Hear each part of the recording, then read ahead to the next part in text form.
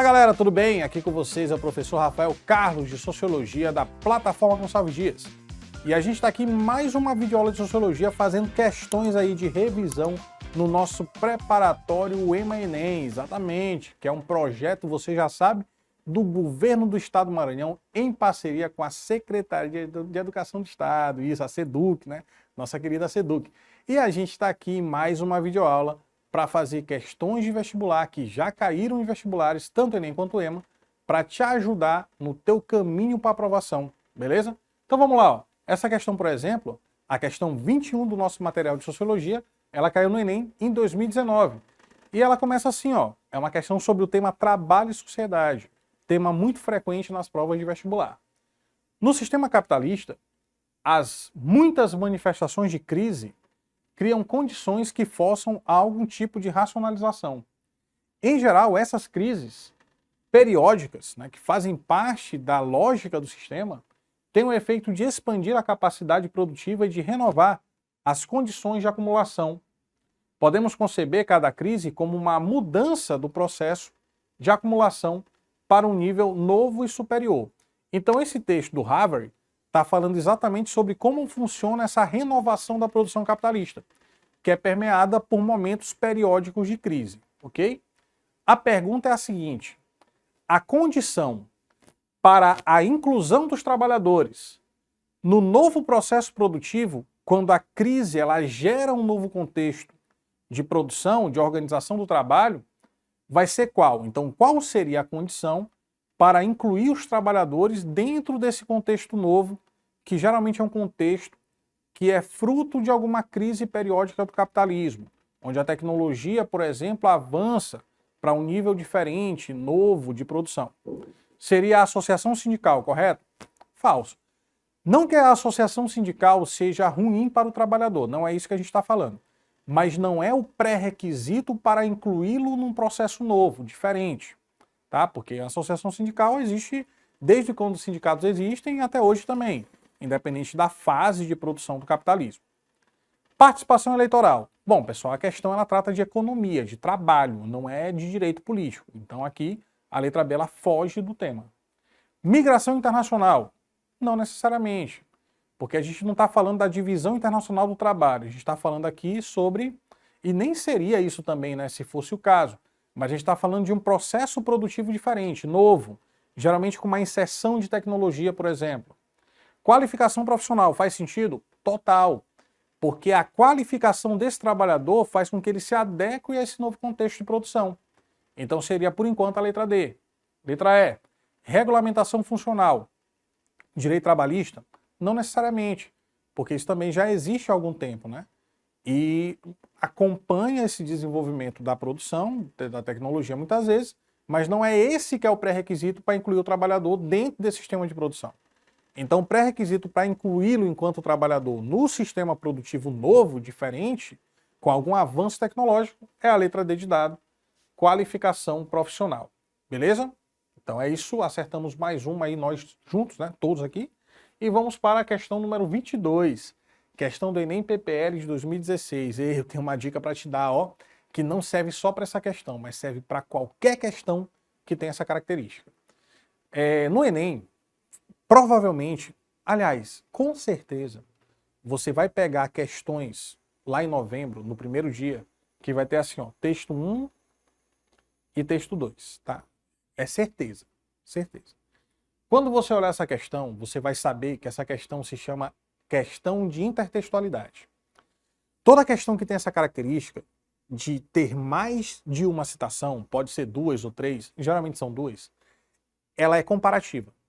Você vai ter que comparar um texto com o outro para responder a pergunta. E aí, nessa comparação, você vai listando as partes principais das citações, certo? Nesse caso aqui, a gente tem uma letra de música. Claramente, isso aqui é uma letra de música, você consegue perceber. Na prova, no material, está até mais organizado, porque aqui eu coloquei para o slide ficar menor, reduzido. Mas na prova vai estar um verso embaixo do outro. No material que você tem, está um verso abaixo do outro. Claramente é uma música, ou no mínimo uma poesia. Mas é uma música. Quando o primeiro texto for uma música, uma poesia, um gráfico, uma foto, você nunca começa dele. Você começa sempre do texto que for uma citação mesmo, de um autor, de um teórico, tá? Sempre faz o contrário. Se você vê que é uma música que começa a questão, você deixa a música para ler depois. E começa da citação do autor, do teórico, que é esse caso aqui dessa questão. Professor, por que eu preciso fazer isso? Para facilitar o teu entendimento. Porque lembra que música é uma forma de arte. E a arte, ela pressupõe que você interprete as coisas e chegue a conclusões diferentes. Então, por exemplo, eu posso escutar uma música, uma letra de música, e para mim, ela gerar um entendimento que é diferente do teu entendimento. Uma sensação que é diferente da tua sensação quando tu ouve a letra da música. Então, para evitar que se possa ter interpretações muito díspares, muito diferentes, é melhor tu sempre começar do texto. Porque no texto tu vai encontrar o tema da questão. E quando tu souber o tema da questão, fica mais fácil tu analisar a música. Porque tu já sabe que tu tem que procurar lá. Tu tem que procurar o tema da questão dentro da letra da música. Então vamos fazer isso? A gente não vai começar do texto 1. A gente vai começar do texto 2 e vai voltar para o texto 1. Tá? Nunca começa da música, sempre começa do texto mesmo, da citação do teórico. O trabalhador fica mais pobre à medida que produz mais riqueza. Uma questão sobre o mundo do trabalho. E sua produção cresce em força e extensão. Quanto mais riqueza o trabalhador produz, mais pobre ele fica. O trabalhador torna-se uma mercadoria, ainda mais barata, à medida que cria mais bens. Esse fato simplesmente subtende que o objeto produzido pelo trabalho, o seu produto, agora se lhe opõe como ser estranho, como uma força independente do produtor. É um texto do Marx que fala sobre a alienação do trabalho. E essa figura do trabalhador também como mercadoria, da força de trabalho vista como mercadoria. Agora a gente vai ler a letra da música, porque a gente já sabe do que se trata a questão. Letra da música, texto 1. Cidadão, nome da música. Gravada por Zé Ramalho. E a música fala assim, ó. Tá vendo aquele edifício, moço? Ajudei a levantar. Foi um tempo de aflição. Eram 4 condução. 2 para ir, 2 para voltar. Hoje, depois dele pronto, olho para cima e fico tonto. Mas me vem um cidadão e me diz desconfiado. Tu tá aí admirado? Ou tá querendo roubar? Meu domingo tá perdido. Vou para casa entristecido da vontade de beber. E para aumentar meu tédio, eu nem posso olhar pro prédio que eu ajudei a fazer. Música do Zé Ramalho. Você tem uma letra de música e uma citação de um teórico. Vamos para a questão.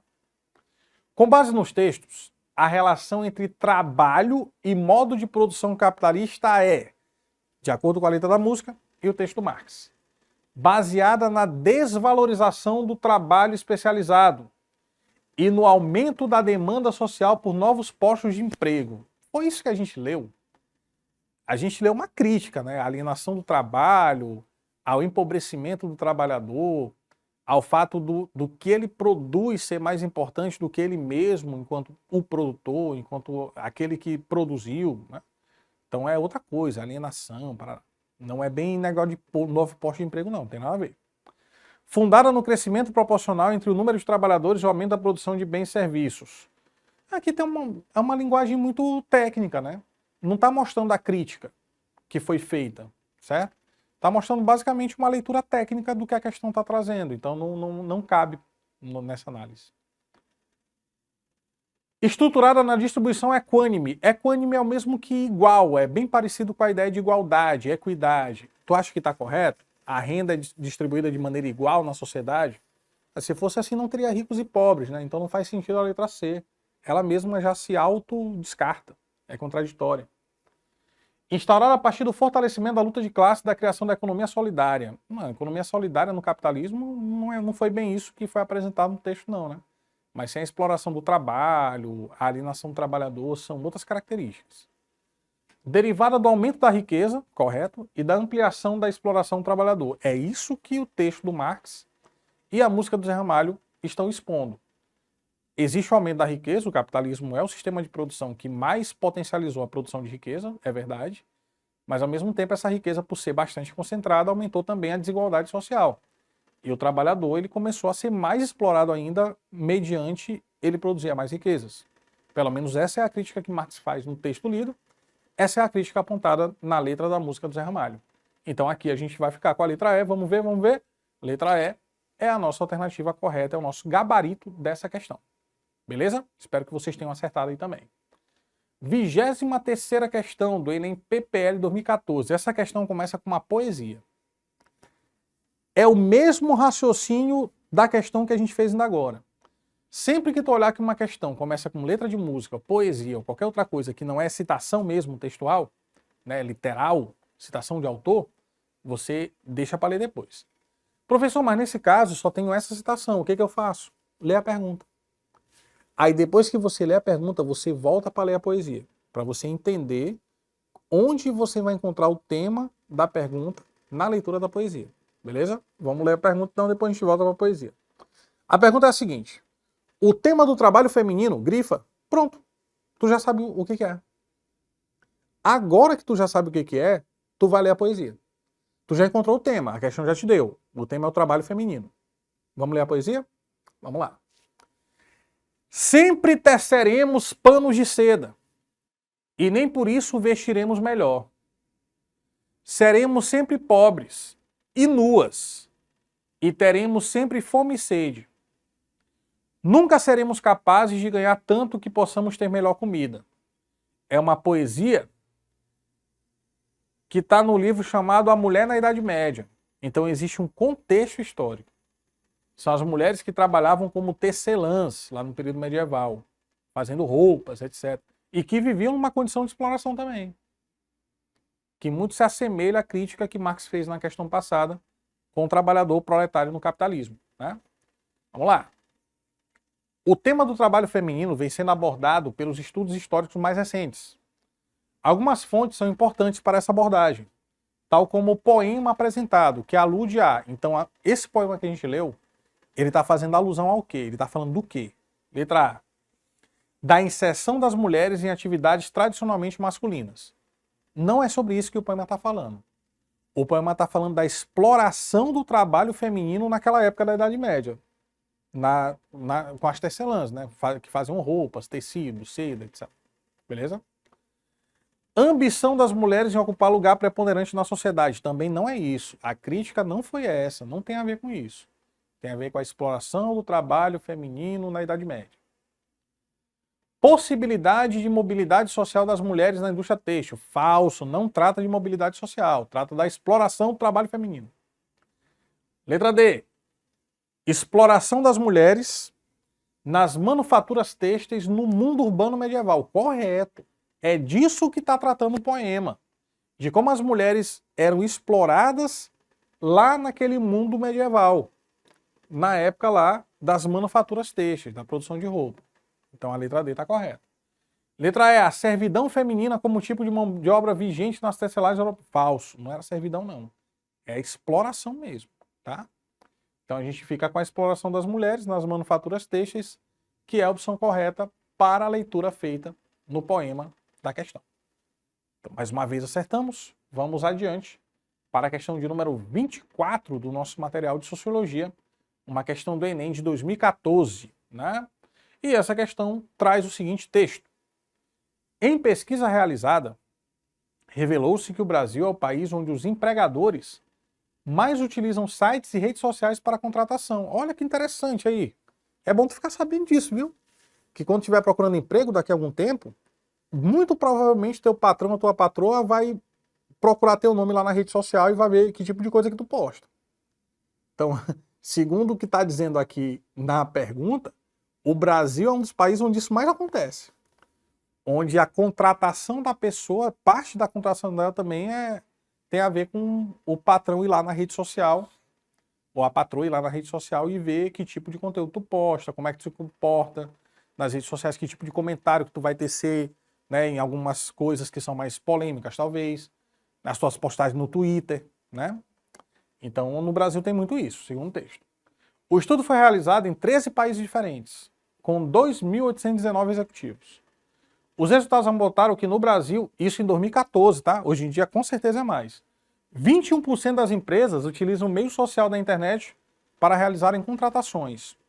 Então, às vezes, alguém aí, uma empresa está de olho, está te seguindo, está vendo o que tu está postando, de repente, se a tua ideia, o que tu posta, casa ali com a proposta da empresa, tu pode estar recebendo uma oferta de emprego, quem sabe aí, no teu direct, por exemplo. Né?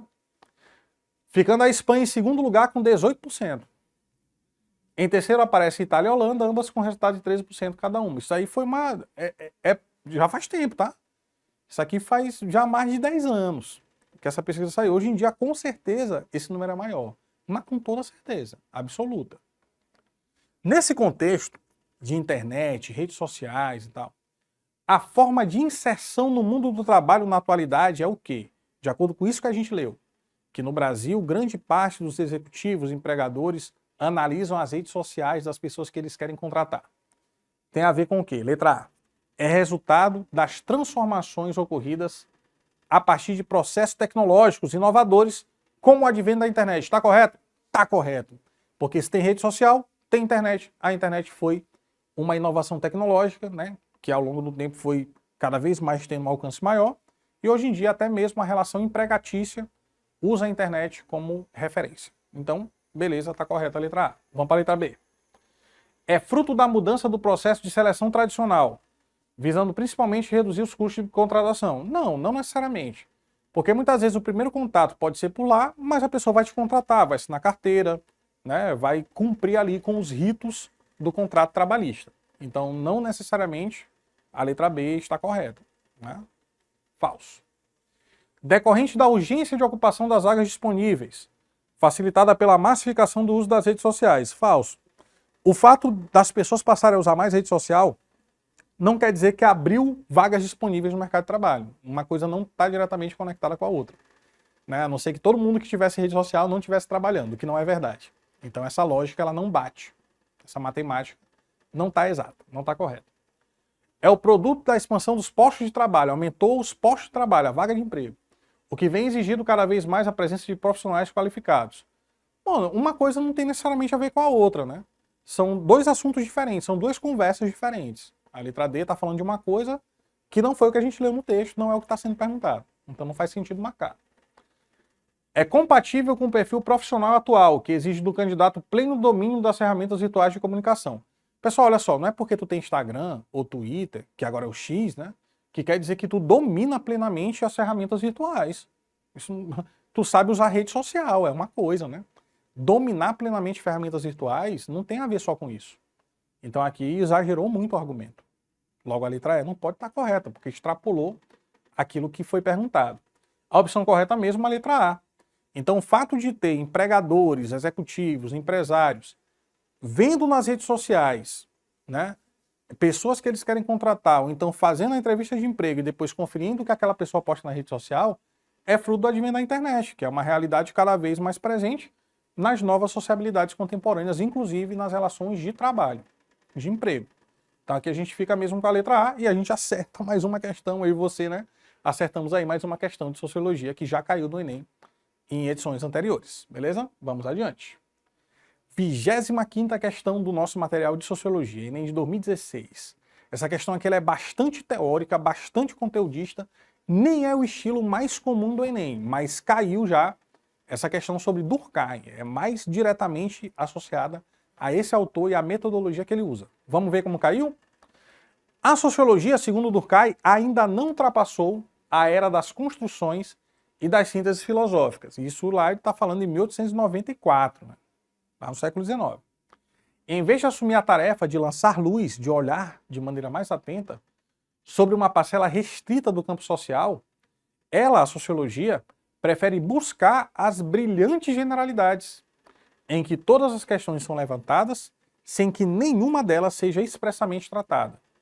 Então fala-se sobre muita coisa de maneira geral, mas não se trata de nada mais aprofundadamente. Era o que acontecia na sociologia antes, segundo Durkheim. Não tinha um objeto de estudo. Não é com exames sumários, não é com resumos, né, ou com intuições rápidas, né, de forma intuitiva, que se pode chegar a descobrir as leis de uma realidade tão complexa, que é a realidade social, a sociedade. Sobretudo, generalizações às vezes tão amplas e tão apressadas não são suscetíveis de nenhum tipo de prova, porque Durkheim é um cara da ciência, né? É um cientificista, um seguidor do positivismo, da ideia da ciência como norte do conhecimento. O texto expressa o esforço de Émile Durkheim, um dos pais da sociologia, em construir uma sociologia com base em quê? Lembra do que eu te falei, ele é um cara da ciência, do método científico, né? Então a base da sociologia de Durkheim seria a vinculação com a filosofia como saber unificado. Durkheim quer pegar a sociologia e juntar com a filosofia e formar uma coisa só? Falso. Ele quer, na verdade, que a sociologia se desgarre da filosofia. É o começo da citação, ele diz isso lá na primeira linha. Na primeira linha do que a gente leu tem isso. Que a sociologia ainda não ultrapassou a era das construções filosóficas, precisava se tornar independente. Reunião de percepções intuitivas para demonstração. Falso. Não é por meio de intuições rápidas que se chega a uma realidade tão complexa. Falso. Formulação de hipóteses subjetivas. Pessoal, se é uma ciência, não pode ser subjetiva. A principal característica do método sociológico para Durkheim é a objetividade. É o contrário de subjetividade. Não se faz ciência com subjetividade, segundo Durkheim. Subjetividade é opinião, não é conhecimento científico. Incorporação de um conhecimento alimentado pelo engajamento político. Falso. Porque Durkheim, ele é um cientificista, ele acredita na ciência, na objetividade, na neutralidade científica. Se engaja politicamente, não é mais neutro, você tem um lado, você tem uma ideologia. A sociologia de Marx é assim, mas não é de Durkheim. Então por isso que muita gente errou na prova, porque lembrou de outro autor, que não é o que está sendo perguntado. Letra E. A adesão aos padrões de investigação típicos das ciências naturais. Correto. Durkheim queria construir a sociologia do mesmo jeito que era a física, a química, a biologia, ou seja, com objetividade no trato do objeto de conhecimento e de forma imparcial ou neutra na sua análise. Então aí a gente marca a letra E, que é exatamente o que expressa o método da sociologia em Durkheim. E aí só mais uma para a gente fechar essa aula também, que é uma questão de 2017, que fala assim, ó, o rapaz que pretende se casar não nasceu com esse imperativo, ninguém nasceu querendo se casar. Ele foi insuflado, ele foi influenciado pela sociedade, reforçado pelas incontáveis pressões de histórias da família, da educação, da moral, da religião, dos meios de comunicação e da publicidade. Em outras palavras, o casamento não é um instinto, é uma instituição. É diferente. Ninguém nasce com esse instinto de querer casar. A gente vai ao longo do tempo tendo isso a partir dos filmes que a gente assiste, dos desenhos, né? Que no final o príncipe casa com a princesa, da própria família, de ver os primos mais velhos se casando. Então é uma coisa que vai sendo construída ao longo da socialização. O casamento, conforme é tratado no texto, possui como característica o quê? Então, o que seria uma característica do casamento enquanto instituição, enquanto fato social? A consolidação da igualdade sexual. Então, a partir do momento que casou, homens e mulheres passam a ser iguais. Falso. Senão não haveria desigualdade de gênero, né? Não faz sentido a letra A. Letra B, tem a ver com o ordenamento das relações sociais. Correto. Inclusive ordenamento jurídico de muita coisa, como o direito de herança, por exemplo. Incluir o outro no plano de saúde, tem que ter o reconhecimento da união estável, do casamento. Então é uma questão de ordenamento das relações sociais, de como acontece ali a formação da família, por exemplo, enquanto instituição máter, célula máter da sociedade. Conservação dos direitos naturais, de vida, liberdade e propriedade. Não tem a ver, é desconexo com a pergunta. Superação das tradições culturais, quer dizer que quando a pessoa se casa, ela está superando uma tradição? Falso. Ela está seguindo uma tradição. Casar é tradição. Então, se a pessoa quer casar e se ela casou, ela seguiu uma tradição que existe na sociedade. Questionamento dos valores cristãos. Quando a pessoa se casa, ela está questionando o cristianismo? Falso. Até porque no cristianismo o casamento é um dos principais tópicos da vida cristã. Né? O matrimônio é um dos principais momentos ali, é um dos sacramentos da vida cristã. Então não vai estar contestando, vai estar seguindo. Né? Então nesse caso a gente vai marcar que letra? A letra B de bola, a única que está correta é perceber o casamento enquanto fato social e instituição como algo que regula, que ordena as relações sociais. E com isso a gente encerra mais uma videoaula de sociologia do preparatório para os vestibulares aí do Enem e da UEMA. Agradeço muito a atenção de vocês. Vou pedir algo especial, que vocês nos sigam no Instagram, @plataforma Goncalves Dias. Curte esse vídeo aí, comenta, deixa aí algum elogio, alguma sugestão, alguma crítica, que logo que a gente puder a gente vai responder para ti, beleza? Então é isso, a gente fica por aqui. Um abraço a todos e até a próxima videoaula de Sociologia do Preparatório UEMA Enem. Tchau, tchau!